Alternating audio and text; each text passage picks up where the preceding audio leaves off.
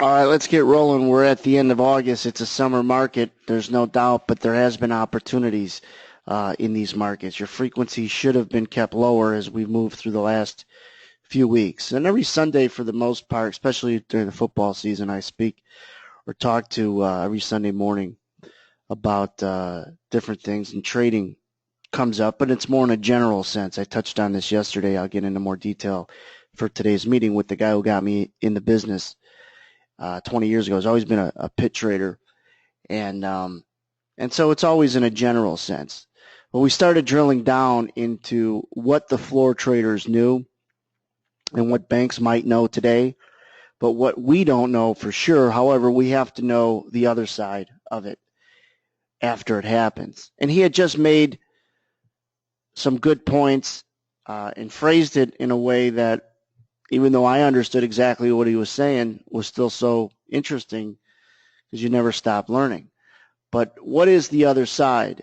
And that is the other side of a move, or the other side of the mountain. We're going to take it from the downside back up. You guys have heard me talk about getting in and getting out, right? Guys who get long, and we're going to talk about it from that reference, are now sellers. And we all know that from all the course material and everything I've said. After you get long, you have to sell to get out. So let's say you get long at this fictitious price, which is, I'm going to use the same price as he was using when he was just giving me his example. He says, say you buy it at 16. And furthermore, he said, and he was right, he says probably a lot of the people you work with are more position traders, right? They're not going to scalp. And I says, no. I said mostly are guys that'll hold on to stuff. They might scalp a little bit of their position, or they might scalp after they're wrong, or if the market's not moving, they'll tend to scalp losers. He said, well, that's great. That's perfect. He says, but even in the pit, position traders and guys that had to deal with a lot of aggravation and picked a great spot because they were too early and weren't on the other side of a stop run, he says always would either cut their profits, be part of the stop run, or just have to deal with a lot of nonsense and aggravation. He said, so say you get in 16s over here, and then 20 minutes later, it's the same price, but it's over here. What happened in the middle could be the absolute most important part of your success, could be the difference maker of your success. And understanding that while you might not know where stops are, like the central banks do, or like a lot of pit traders did.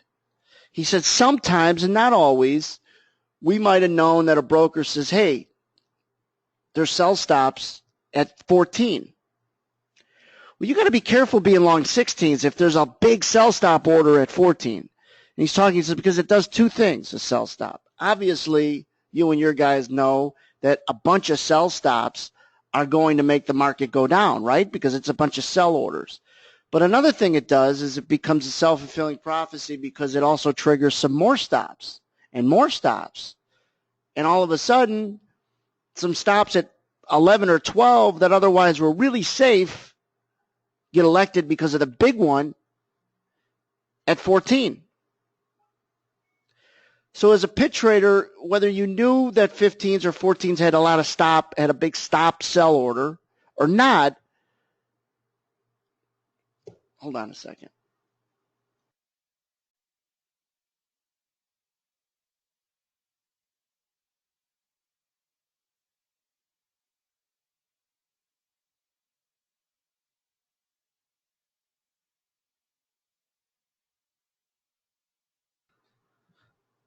So because one order happened to be a big sell stop order, was going to come out at 15, it got the 12s to get released and triggered and made this market go to 11.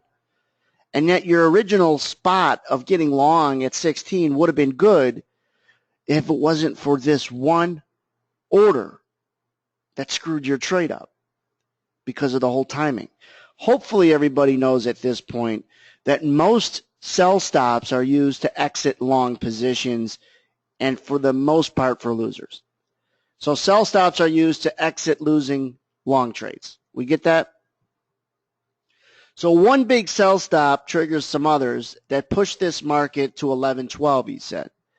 He says, then watching the price action at 11.12, you know that it cleared out most of, if not all, the inventory of sell stops that made it go down to 11. You pretty much had the exodus of a lot of long positions, and we'll use this green guy or in this green frame as people who get long at 16. So the market moves down to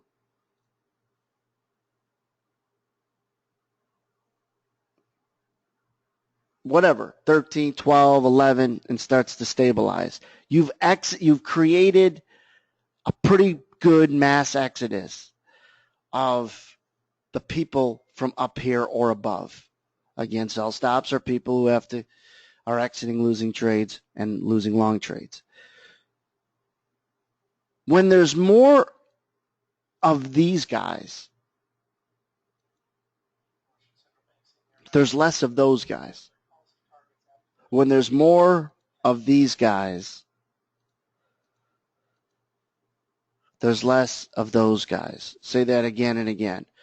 When there's more people who just exited in here, there's less people here. Less longs. Less longs, less sellers above. But he goes on to say that the fact that these guys are no longer selling above, he says, yeah, he goes, that makes it easier to go up. But you have to actually start getting up there to continue to go up. So yes, it makes it easier to go up once you're up there. He says, but what gets you to pop is the fact that prices got cheap because of one order that elected some more orders, and it made these guys over here, these longs from above 16 or at 16, really mad that they had to get stopped out, and they're still bullish. He says people don't always just go from bullish, and if they're wrong, they're bearish all the time. Position traders could stay bullish for weeks on end with losing trades. In fact, they could be bullish, take a loss, bullish, take a loss, bullish, take a loss, and they're still bullish. What actually makes and creates the strength, like the flexing of a muscle, he says, is that you still got this element in play. The guys who just got shook out but are still bullish and they're looking to buy it and chase it back up. That's what makes a market strong. It's not just the shakeout of longs, but it's the fact that those longs are still buyers. Now they have to buy it, though. Does that make sense? Over here, they already bought it. But after you get shook out, they still want to buy it, but they haven't yet. And that is what truly would make any price get strong, he says. He says that's what makes it strong. He's just flexing a muscle. What makes it, what creates that strength? And it's this, that one order could set off a few more orders to get out enough of these guys, but keep them bullish. And now they're PO'd, down money, and are chasing it to buy it again. So while 16s was the price to buy, you had to do it on the other side of a stop run. Now, he goes, you guys aren't going to know, neither is many of the people that you're going to talk to, where the stops are. He says, we didn't know exactly where they were, but we knew when they were coming out, and we also knew when they just came out. When you got yourself this loud move lower and then back to the scene of the crime. He says, if you didn't know where the stops were in the pit, you knew while they were coming out because the noise got real loud and price went lower and then it stopped. Got real loud, then the noise stopped, and you got the bounce. You got the yelling of these guys trying to get the hell out, or their stops getting elected. And remember, brokers have to yell to sell their stops. You don't get the noise in the price ladder, but you had to get it in the pit because a broker had to say, sell them at 13, sell them at 12, right? So all of those guys are yelling to kind of get their orders filled, and once they got them filled, they were no longer yelling, therefore there was no longer the volume. And then you were able to come back up. That's what makes a market strong. That's what makes a good fading opportunity. To not be long here, but to be on the other side of the valley. I say on the other side of a mountain if you're talking about the example off the highs, the other side of the valley if you're talking about this example. And what makes the valley? Sell stops. Sometimes just one big sell stop order that perpetuates other sell stop orders getting elected, and now you got knocked out because of one order above you. Had nothing to do with your profile, expertise, your ability to manage a position, the ability to read the market. Had nothing to do with your criteria. Had everything to do with one order, one sell stop order that was big enough to push the market down and screw your long trade. Nothing to do with your strategy. If this guy in here, if his parents didn't have sex 40 years ago and conceive him, then your long trade would have made money. But because they conceived that guy, he had a big sell stop order, he put it in, and it made your long trade vulnerable. You got stopped out. So sometimes it's just mere coincidence that a big order was in there, drove the price lower. And you're not always going to know where it is, and most of the time we're not. But we should know when they had a stop run and then a comeback, hence a head fake, long up down bar, some other patterns that you'll be able to see to understand this criteria and still for the right reasons be bullish over here like you were over here, but you have much better chances from a timing standpoint to be long on the right side. It's what markets have to do. They're not trying to screw you. It's just the functionality of a market. Let's go to the next slide. Oh, and by the way, this additional image is these guys over here that got stopped out trying to get back in over here, finally getting in. I don't know if you guys could see it. These guys are long. They get stopped out. They have to exit. They come in here. They try to get long, and they're always trying to buy it. They're still trying to buy it. Here they already bought it. Down in here and up in here they're trying to buy it. It's that whole process of what makes a market strong. So I don't know if I've ever, I think I have. Let me just go over the boat analogy.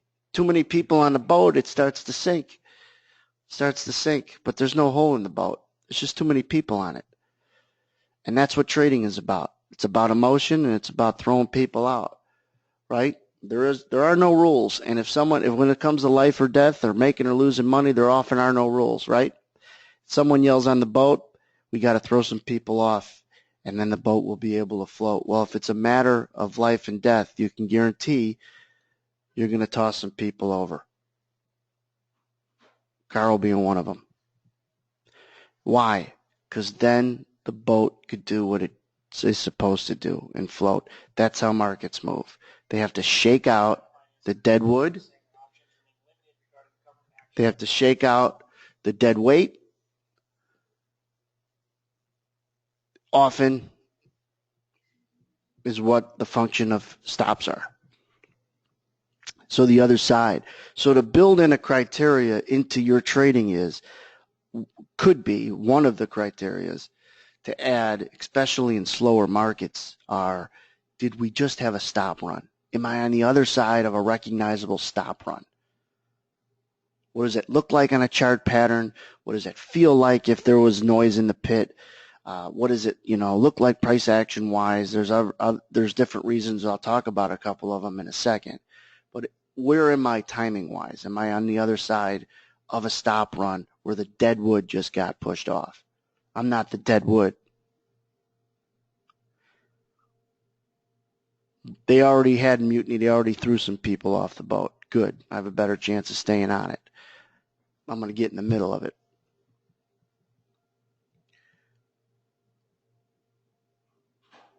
and these are conversations of stuff that I know, but when you have them with people that have been in the business a long time, you just talk yourself through understanding how to get consistent. Now, the rules of engagement and criteria for a lot of people until you find like the edge, they're hard to find maybe what the rules of engagement are, and then you could kind of break them down to some simplicity. Then following those rules is what becomes the skill. And when you're talking to other people, you have a better chance when you, okay, now you have a better chance of being consistent because you're going to follow your criteria. Now let's go to the charts. Market. In here we know why it got weak. I'm not going to go over and analyze what had happened or anything else like that. It's staying below this VWAP. But if you wanted to get, and I'll just pull up, let's just pull up a 6 PNF, all right? If you wanted, as a lot longer time frame trader, all right, and you wanted to buy this market as it's coming down. Here's another thing he said. He goes, so damn hard to pick a bottom. He says, he even had an edge of trying to lean on different orders as a pit trader. And he says, so damn hard to buy that bottom. It really is, because you have to have that stop run before the bottom is in place. And then you got to be quick to buy the spike low at the bottom of that stop run. Make sense? So if you can't pick the bottom of that stop run, but you know what happened, if you're a longer time frame trader, you could say you're looking for the market to do that. Look on the right side. You see how it just slipped lower? Not to try to buy the bottom here, because that's what he means about it being tough to do it. It's really tough to do it as it's chopping sideways. If you could buy it and you're quick and it goes your way, you could do it on a spike low, but you got to be quick to get out, and it has to go your way quick or it's not the bottom. But then as a longer time frame helicopter, or he called it a position trader, you wait for that market to come right back into that zone, and this is like an elongated head fake we talk about. So before it's way up in here, you knew when it traveled back into this range that this was a nice stop run of what? What was that a nice stop run of? Longs. Longs that might have been stuck long from up in here, long in here. There's always stuck longs that are trying to pick bottoms all the way down, and it finally had capitulate, get them out, you're done, now come up. Now all these guys, not all, but a lot of these guys who are sellers above are now been removed, but they're still bullish trying to chase it back up, and they're all mad. Aren't you mad when you get stopped out? Of course you are. Your first inclination is to get the hell back in, isn't it? I guarantee your first inclination when you get stopped out of a long is to get back in long. Isn't it? It's not the reverse. Especially if the market is going like this, stops you out with that move lower right there, and then comes back up. Your inclination is, damn, to get back long, right or wrong.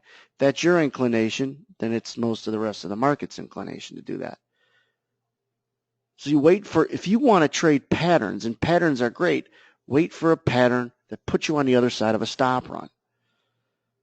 Whether it's getting long or short, it doesn't matter.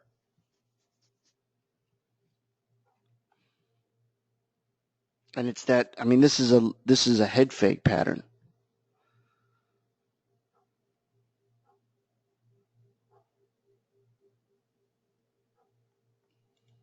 Any questions?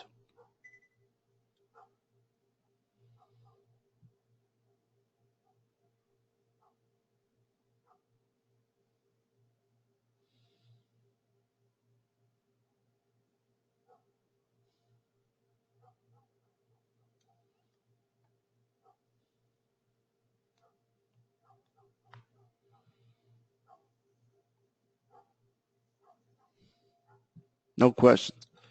Here's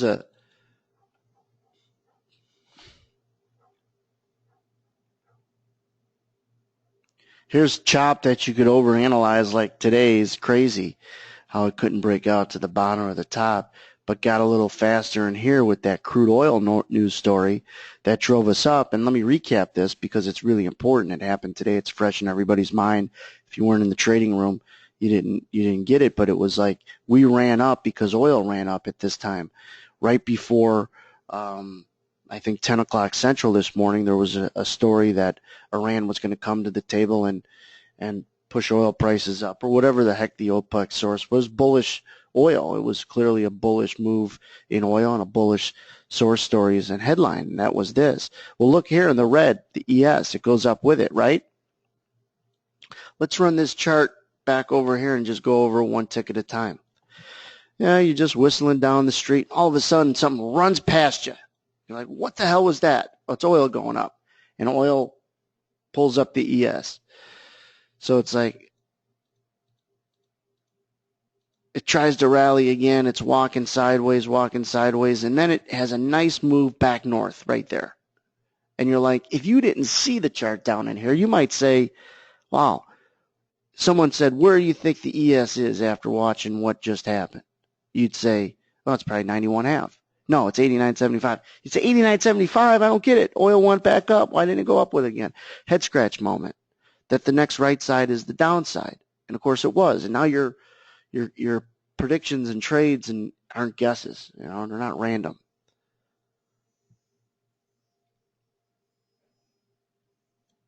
And then this move lower in here came from them unwinding that source story that made oil strong in here. It didn't totally make it go lower, and the reason why is because that second headline was they cannot confirm Iran's attendance. They didn't say, no, we're not going. They just can't confirm it. So while it made it a little weak, didn't make it take back the whole rally.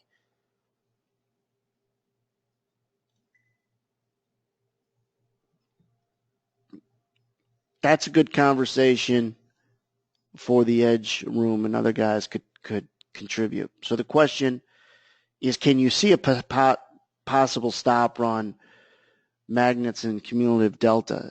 The whole thing with stop runs is it does this. It creates speed and tempo to pick up. That's the first recognition of a stop run.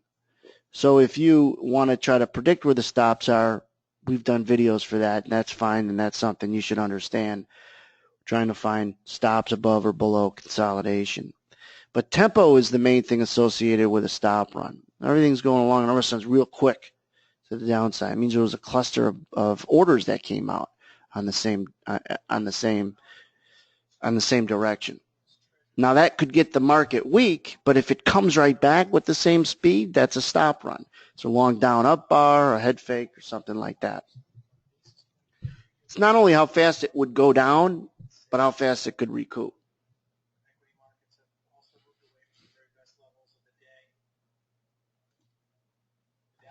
And then when a lot of you guys invest in stocks, or even if you don't, you should look at your stocks and what stocks you could scan to want to play, like growth stocks or volatile stocks, and look for this pattern in this and create some swing trading opportunities and just playing around with certain shares of stock. It'll get you comfortable, but still risking money instead of doing it in futures. Futures might get you when you're toying with this strategy to make it an outright setup. It might get you a little nervous because maybe you're doing other things, and then it could add up quickly even in the ES. But if you got a stock account and you open it up and you say, I'm gonna trade stocks that have some real good price action that look like it shook a lot of people out and then came right back. If you're able to scan for those stocks, trade them. You trade them real cheap and just set up your criteria and find you'll get confident because it's not really sim trading. You actually got money on it, but not enough to make you real PO'd when you're wrong. So you'll put them on.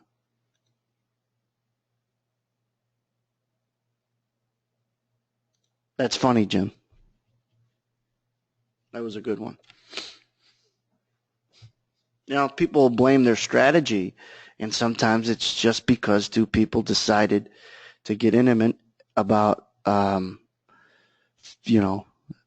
years ago.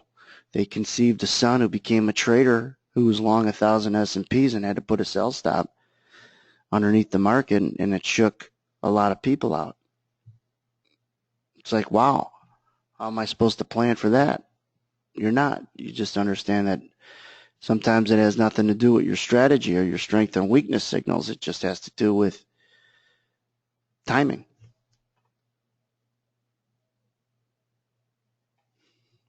you're a more skillful driver, slam on the brakes, change lanes.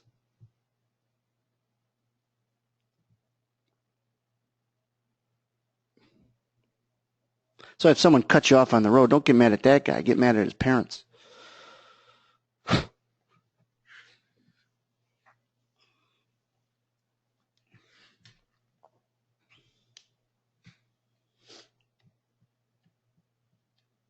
That's it. Want to keep it short and sweet, something you guys could watch and review. Other side of the market, find it in. Don't also, here's another tip, because I wanted to leave with like an exercise you could do, is you don't have to just look at the ES when trying to find a pattern that makes sense through this order flow and stop run and everything that has the dynamic we talk about. I'm not big into patterns unless you understand the logic of the pattern fitting one of this, fitting a shakeout, right? And why it then would work and how you could predict it and get the hell out when it doesn't work. But when you're looking for type of patterns, look at it across multiple instruments, even if you're not going to trade those multiple instruments, all right? And do what I kind of did, but you have to do it with some structure or you'll never do it.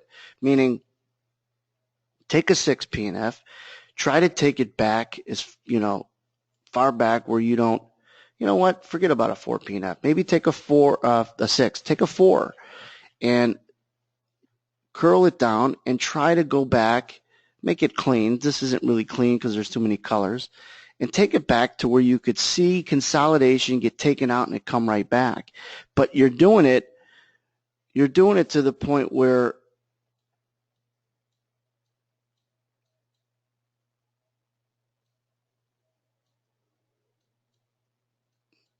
you don't know what's going on and you could see it. You could do it like you take it to bottom right and you just go bar by bar by bar. But make this chart clean. Don't have too much other stuff on. All you're trying to look for is how you could predict, like, okay, it's a consolidation. It came down, it came right back up, so the market should go up. And it does for a little while, right? So it goes up, comes right back down, stays in the range, goes back up after this stop run here, it seems. This is a stop run on the other side of the valley, should go up. Well, it does. It just doesn't stay up. It goes sideways. Why? Because it was midnight.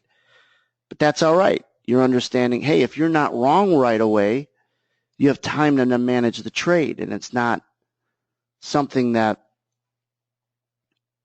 is random. Even this one went up right away, came back down pretty quick inside the range. Maybe it's going to head lower. Just keep working on this, and it doesn't. This is a kind of a tough period to do this because there isn't a lot of stop runs and movement in the last few weeks. As you guys know, it's been really slow. So you could take a market that moves a lot more and develop the ability to go bar by bar by bar and predict what's going to happen next. That's going to work on your timing. And that's a good exercise to do when you come in the morning and open up your screens.